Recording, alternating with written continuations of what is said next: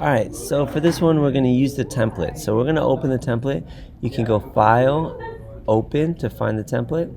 I have mine already saved on in my recent, so I'm going to click on the template.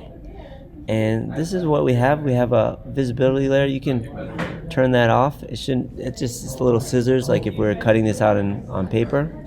We have our top layer, and this is set to multiply. This layer is locked. I locked it right here, and the lock shows up right there.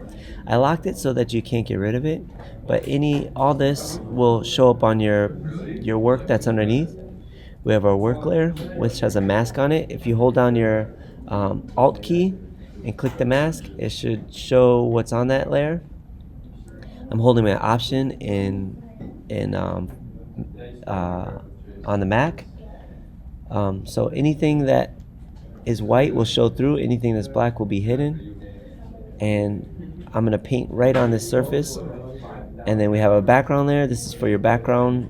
And we have another background layer, which is white. The white just allows things, if you have a transparency on one of these two layers, the white will make it show up a little bit better. So that's our setup for our layers. To get to your layers, if they're not showing up, you can go Window, click on Layers, and you should see your layers panel. So let's start painting on our work layer. So I select that layer by clicking on it, and then I'm going to go to my brush. So I'm going to change my color. So I click right here, change my color. It's pink. If it's not showing up pink, that means you're still in grayscale mode. So I'm going to go up to the top, Image, Mode, and I'm going to go down to RGB. I'm going to click Don't Merge so that we can keep our layer order and the way that it is. The reason why you have to click RGB versus CMYK is because we're doing this for screens and not for printing. Although I'll print this, we can do it for screens as well. Alright, so I'm going to paint right on my mask layer. I'm going to click right here and drag across and give me some nice texture. I'm going to switch my brush to the other one. And maybe I'm going to make some cheeks. Let's change the color again. So I'm going to click right here. Click right here. Right, so this is just painting my face. You don't have to use just texture brushes. You can use other brushes if you want. Let's try this one. This is a crackle brush. So I'm going to make this big. And I'm going to go with a neutral color here. So I'm going to click maybe grayish color. Right? So right now I'm painting all on one layer, but I can paint on other layers.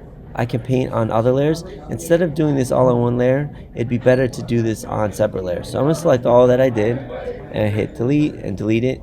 And this time what I'm going to do is I'm going to click on my folder icon right here, and that creates a new group. I'm going to title that group Face Work Layers, plural. Right? And I'm going to grab this mask and drag it up to that layer. Right? Next, I'm going to grab the work layer and drag it on top of the folder, and it shows up inside the folder. If you close the folder, you won't see that layer anymore. So now what I can do is I can paint on multiple layers. So I put the face like that. I'm going to do a bunch of them. So I made a background, and then I'm going to click my new layer button down by the trash can, create another layer, and this time I'm going to go to a different brush, and I'm going to drag across my eyes right here and another color. Alright, so give me a texture across there. And I'm going to go to my brushes. I'm going to find a brush that's just a regular brush in my general brushes. And I'm going to choose a darker color. Create a new layer. I'm going to drag this layer down and fill in some green on the face. Alright, so you can just keep building this, but the nice thing about putting it on layers is if you want to delete something, I'm going to use my eraser, I'm going to delete some of this. So if I want to delete something, it's only deleting it from that layer.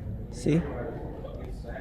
Alright, so I can just close my group and it'll minimize my layers. So now I'm going to work on my background. So I'm going to use my background. I'm going to change the color to red. All right, make my brush really large, and actually I'm going to change it to this pattern, and I'll just put this in the background. So to change the size of my brush, I'm either holding my brackets, which are under my plus and minus keys, or I'm coming up here to my options bar and I'm dragging my slider. So I'm going to go back to brush. I was on eraser because I just last used eraser, and I'm going to turn back on my pattern. So I'm going to click on my background and it should create my line pattern. If you can see, it's showing up through the mask. If I want to get rid of that, I'm going to hold down my control key and I'm going to click on my thumbnail of my mask, and with my background layer selected, I just hit delete and that deletes it out from the mask. So this is a good way to create a background without the mask there. So you can see the space that it just deleted it from the shape, and then I have my mask. So if I turn off my visibility, my multiply, it takes off the texture that you see on the nose and around the lips, and that's the project. So if you have any questions, come see me at my desk.